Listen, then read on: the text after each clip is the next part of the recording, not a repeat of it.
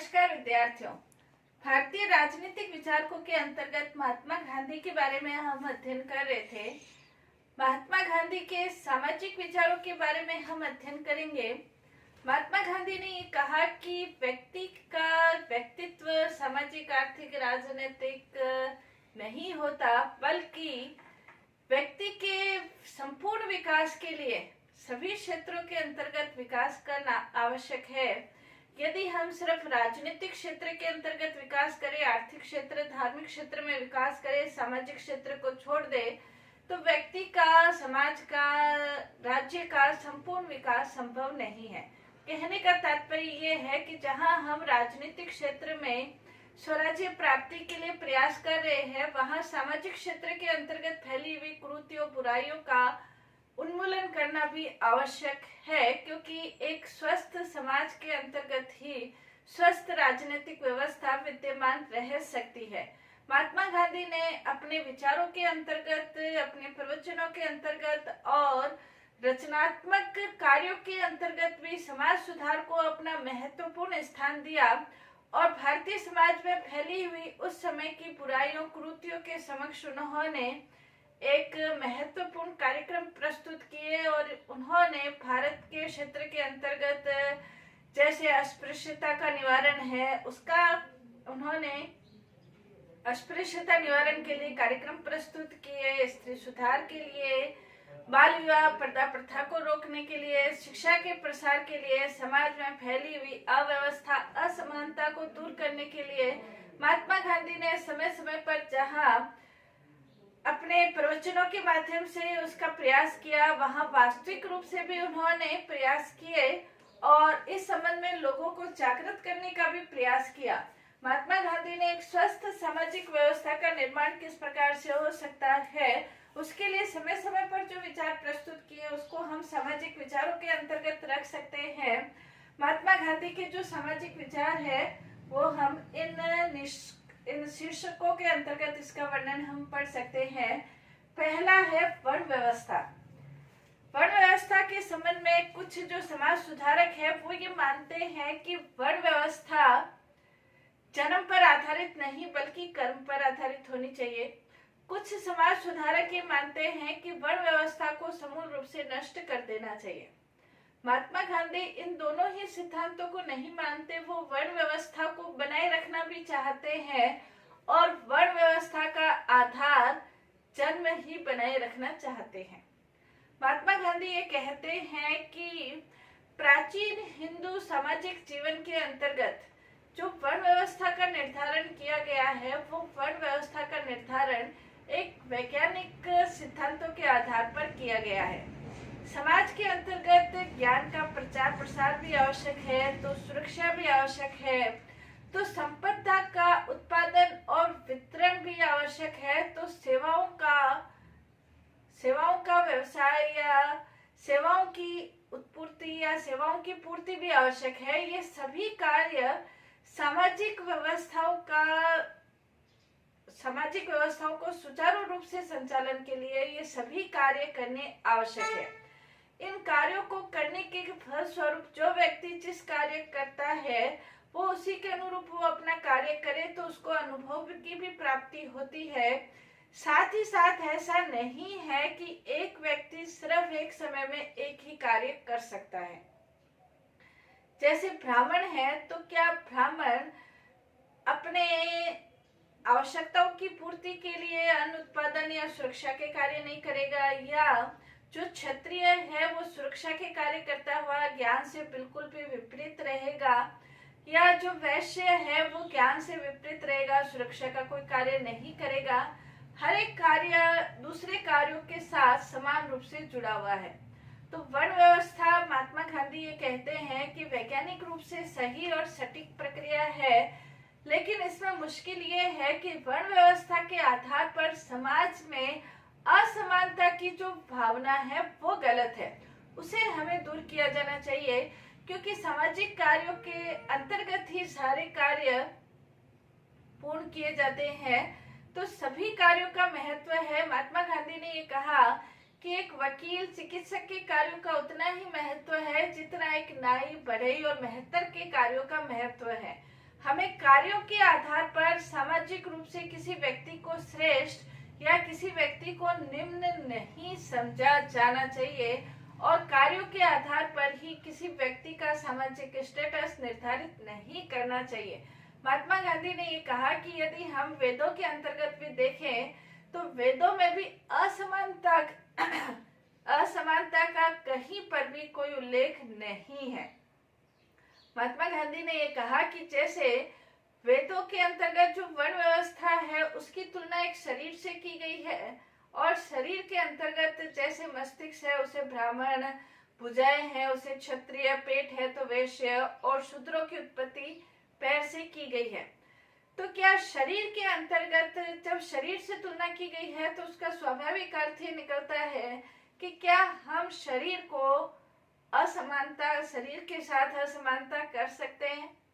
क्या हम शरीर के अंतर्गत किसी एक अंग को श्रेष्ठ या एक अंग को निम्न मान सकते हैं?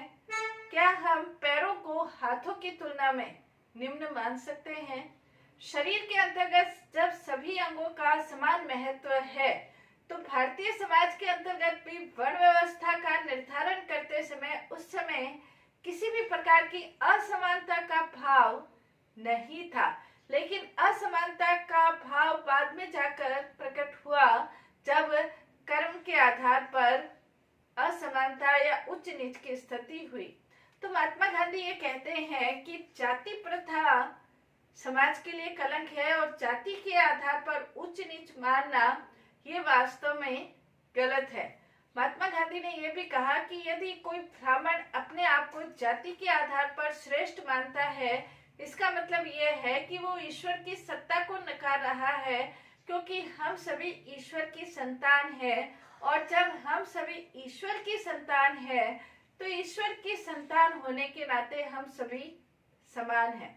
उच्च नीच का फर्क नहीं हो सकता है। तो महात्मा गांधी समाज के अंतर्गत वर्ण व्यवस्था को बनाए रखना चाहते हैं और वर्ण व्यवस्था के आधार पर जो भेदभाव है, जो असमानता की भावना है, जो उच्च नीच की भावना है, वो समाज के अंतर्गत खत्म करना चाहते हैं। महात्मा गांधी ने कहा भी था कि वर्ण का नियम ईश्वर की सारी संतानों में पूर्ण समानता पर आधारित है। जब हम सभी ईश्वर को अपने माता पिता के रूप में मानते हैं तो हम सभी मनुष्य ईश्वर की संतान हैं। तो महात्मा गांधी कहते हैं कि ईश्वर की संतान होने के नाते हम सभी समान हैं। क्या एक पिता के जो संतान है उसमें कोई भेदभाव हो सकता है? एक पुत्र चाहे कोई भी कार्य करे, दूसरा पुत्र कोई भी कार्य करे, कोई असमानता का भाव पिता की दृष्टि में नहीं होता है। तो महात्मा गांधी ये कहते हैं कि सभी मनुष्य ईश्वर की संतान है, तो उनमें समानता का जो भाव है वो स्वाभाविक है। उसमें असमानता व्याप्त करके उच्च नीच की भावना समाज में फैलाना यानी कि समाज को पतन के गर्त की ओर धकेलना है। ऐसा समाज कभी भी विकास नहीं कर सकता जहां पर व्यक्ति व्यक्ति के बीच असमानता का भाव या हीनता का भाव प्रदर्शित होता है। महात्मा गांधी ने यह भी कहा कि एक वर्ण का सदस्य दूसरे वर्ण का कार्य आराम से कर सकता है और कोई भी व्यक्ति सिर्फ ज्ञान का ही प्रसार करे ऐसा संभव नहीं है। हर व्यक्ति को दूसरे कार्य भी करने होते हैं। तो सभी कार्य एक दूसरे से जुड़े हुए हैं और जब सभी कार्य एक दूसरे से जुड़े हुए हैं तो कोई भी कार्य कम या ज्यादा नहीं होता। तो महात्मा गांधी समाज के अंतर्गत वर्ण व्यवस्था को बनाए रखना चाहते हैं और वो भी जन्म के आधार पर, लेकिन वर्ण व्यवस्था के आधार पर जो असमानता की भावना है उसको वो ये कहते हैं कि भारतीय ग्रंथों के अंतर्गत असमानता का भाव नहीं था और उसी समानता के भाव को हमें वापस से प्रकट करना है। नेक्स्ट इसके अंतर्गत अस्पृश्यता का अंत। महात्मा गांधी अस्पृश्यता को हिंदू समाज के लिए कलंक मानते थे और उन्होंने ये स्पष्ट किया कि अस्पृश्यता भारतीय समाज का अंग नहीं है और उन्होंने ये भी कहा कि अस्पृश्यता के आधार पर किसी व्यक्ति के साथ असमानता का व्यवहार करना, उसको हीन भावना से देखना समाज के प्रगति के लिए बहुत बड़ी बाधा है, रुकावट है। महात्मा गांधी ने अस्पृश्यता निवारण के लिए कार्यक्रम भी निर्धारित किए। उन्होंने अस्पृश्यता निवारण के लिए ये कहा कि सभी व्यक्तियों को सभी मंदिरों में, सभी पूजा स्थलों में समान रूप से प्रवेश करने का अधिकार होना चाहिए। इस प्रकार के कार्यक्रम चलाए। सभी सामाजिक समारोह में, सामाजिक कार्यक्रमों में, सामाजिक जुलूसों में सभी व्यक्तियों को समान रूप से बिना किसी भेदभाव के प्रवेश करने का अधिकार होना चाहिए। साथ ही उन्होंने ये कहा कि सभी व्यक्तियों के साथ, चाहे वो किसी भी जाति, धर्म, संप्रदाय का हो, सभी व्यक्तियों के साथ समानता पूर्वक व्यवहार समारोह के अंतर्गत भी हो और सामाजिक जो व्यवहार है उसके अंतर्गत भी सामाजिक व्यवहार होना चाहिए। कुएं है, तालाब है, नदी है, सभी व्यक्तियों को उसके जल को ग्रहण करने का समान रूप से अधिकार होना चाहिए। इस प्रकार के कार्यक्रम उन्होंने चलाए। साथ ही साथ उन्होंने अस्पृश्यता निवारण के लिए एक महत्वपूर्ण शब्द दलित जाति के लिए हरिजन शब्द दिया। हरिजन यानी कि ईश्वर के जन। महात्मा गांधी ये कहते हैं कि यदि हम हरिजन के साथ अस्पृश्यता का व्यवहार करते हैं तो इसका तात्पर्य यह है कि हम दुर्जन हैं और वो हरिजन हैं। उन्होंने कहा कि सदियों से कोई व्यक्ति आपकी गंदगी उठा रहा है, मैला खत्म कर रहा है, वो समाज को जीने योग्य बना रहा है, सामाजिक व्यवस्था में उसका सफाई करने में उसका महत्वपूर्ण योगदान है। उसके प्रति हम कृतज्ञ होने के बजाय उसके प्रति यदि हम अस्पृश्यता का व्यवहार करें तो वास्तव में हम दुर्जन ही कहलाएंगे। महात्मा गांधी ने अस्पृश्यता निवारण के लिए विभिन्न प्रकार के कार्यक्रम तो घोषित किए थे, लेकिन साथ ही साथ उन्होंने ये कहा कि अस्पृश्यता का उन्मूलन किए बिना स्वराज्य की प्राप्ति असंभव है और निरर्थक भी है। उन्होंने ये भी कहा कि अस्पृश्यता घोर पाप है जो कि आत्मा का हनन कर देती है। एक व्यक्ति दूसरे व्यक्ति के साथ इस प्रकार का अस्पृश्यता का यदि व्यवहार करता है तो वो व्यक्ति के समक्ष या ईश्वर की सत्ता के समक्ष उसकी जो स्थिति है उसको नकारने के लिए वो उत्तरदायी बनता है। और जब वो ईश्वर की सत्ता को नकारता है, ईश्वर की सत्ता को ही वो नकार देता है। इसलिए महात्मा गांधी अस्पृश्यता का विरोध करते हैं। महात्मा गांधी ने स्त्री सुधार के लिए भी अनेक कार्यक्रम प्रस्तुत किए। उन्होंने ये कहा कि मेरे जो सपनों का भारत है वो सपनों का भारत के अंतर्गत स्त्री और पुरुष दोनों कंधे से कंधा मिलाकर भारत की उन्नति के लिए सहयोग देंगे और स्त्रियां भी पुरुषों के बराबर अपनी भूमिका निभाएगी। महात्मा गांधी ने ये कहा कि अगर देखा जाए स्त्री वास्तव में अबला नहीं है, बल्कि यदि तुलना की जाए तो पुरुषों की तुलना में कई दृष्टियों से, कई गुणों की दृष्टि से, कार्य कुशलता की दृष्टि से स्त्रियां पुरुषों की तुलना में कहीं श्रेष्ठ बैठती है। लेकिन फिर भी महात्मा गांधी ने ये कहा कि व्यवसायिक क्षेत्र है उसमें स्त्रियों को कम योगदान देना चाहिए, क्योंकि पारिवारिक जिम्मेवारियों का पहले से ही उनके ऊपर बहुत बड़ा दायित्व है। तो दोहरा, एक तरफ व्यवसायिक कार्य करना, दूसरी तरफ पारिवारिक कार्य करना, ये दोहरी जिम्मेवारी हो जाती है। इसलिए स्त्रियों को पारिवारिक दायित्व निभाने में अपनी प्राथमिकता रखनी चाहिए, लेकिन ये स्त्रियों के ऊपर निर्भर होना चाहिए कि वो किस दायित्व को निभाए। वो दोहरी भूमिका में रहते हुए अपना व्यक्तित्व, इसके बारे में प्रयास होना चाहिए। नेक्स्ट, उन्होंने स्त्री सती प्रथा, बाल विवाह, पर्दा प्रथा, इनका भी विरोध किया। महात्मा गांधी ने कहा कि यदि मेरे पास सत्ता होती और मेरे कलम में यदि शाही होती, शक्ति होती, तो मैं सबसे पहला कार्य बाल विवाह को रोकने का करता। बाल विवाह करने वाले माता पिता वास्तव में अपने बच्चों के शत्रु होते हैं, जो उनके भविष्य को अंधकार में कर देते हैं। महात्मा गांधी ने ये कहा कि बाल विवाह रोका जाना चाहिए। इससे समाज का एक बड़ा वर्ग विकास से विमुख रहता है। इसलिए महात्मा गांधी ने कहा बाल विवाह बिल्कुल नहीं होने चाहिए। साथ ही उन्होंने पर्दा प्रथा का भी विरोध किया, सती प्रथा का भी विरोध किया। सती प्रथा का उन्होंने ये कहा कि सती प्रथा पति के साथ जिंदा जलाना बहुत ही क्रूरतम कार्य समाज का है, जो वास्तव में नहीं होना चाहिए।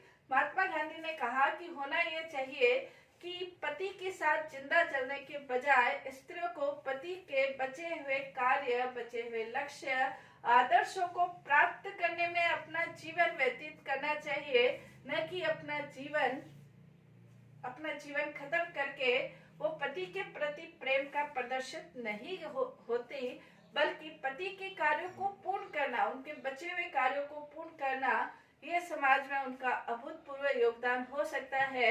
उन्होंने कहा कि जो व्यक्ति सती प्रथा के समर्थक है वो घोर पापी है और किसी व्यक्ति को जिंदा जलाने से क्रूरतम अपराध कोई नहीं हो सकता है। सती प्रथा जैसी प्रथा भारतीय संस्कृति का अंग नहीं है, बल्कि स्वार्थी जनों का ये बाद में शुरू की गई प्रथा है, जिसे समाज से हटा दिया जाना चाहिए। महात्मा गांधी ने यह भी कहा कि पर्दा प्रथा भारतीय संस्कृति का अंग नहीं है।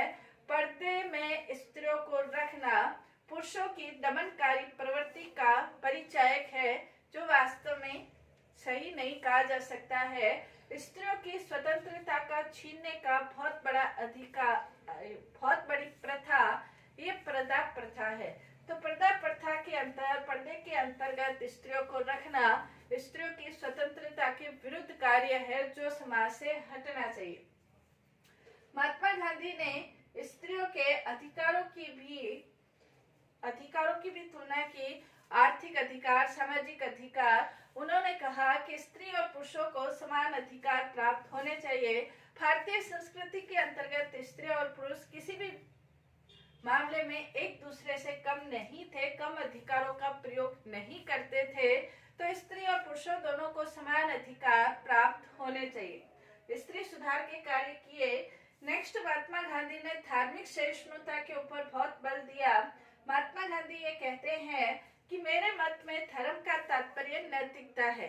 एक धर्म दूसरे धर्म के विरुद्ध किसी भी प्रकार का कोई भी विरोध, दुर्भावना, घृणा, द्वेष की भावना पैदा नहीं करता है, बल्कि धर्म का वास्तविक मूल्य नैतिकता पर ही आधारित है। विभिन्न धर्म, महात्मा गांधी ने कहा कि कोई भी धर्म अलग नहीं है। विभिन्न धर्म तो एक ही लक्ष्य को प्राप्त करने के विभिन्न मार्ग हैं। मानवता, सत्य, अहिंसा, सामाजिक मूल्यों में व्यापक प्रभाव धर्म का अंग है और हर धर्म इन मानवीय मूल्यों के अनुसार प्रसारित है।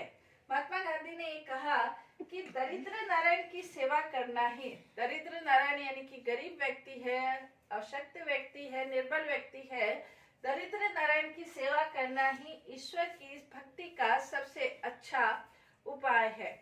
महात्मा गांधी धर्म को किसी विशेष पूजा पद्धति, किसी विशेष आचरण से जोड़ना नहीं चाहते थे, बल्कि वो धर्म को व्यापक रूप में ग्रहण करना चाहते थे।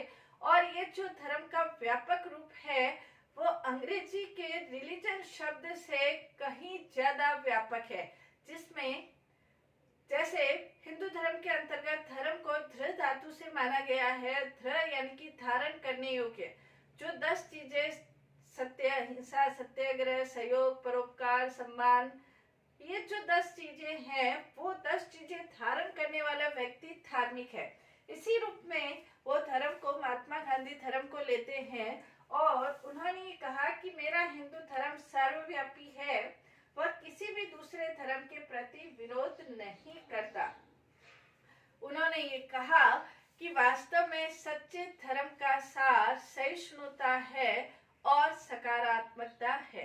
तो ये महात्मा गांधी के समाज सुधार संबंधी विचार थे। धन्यवाद।